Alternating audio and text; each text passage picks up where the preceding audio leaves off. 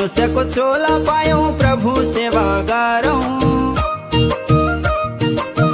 मनुष्य को चोला पायौं प्रभु सेवा गरौं।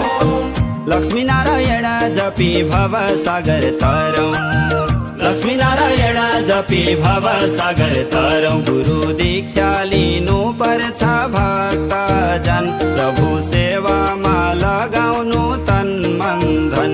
गुरु दीक्षा लिनु पर्छ भक्तजन, प्रभु सेवामा लगा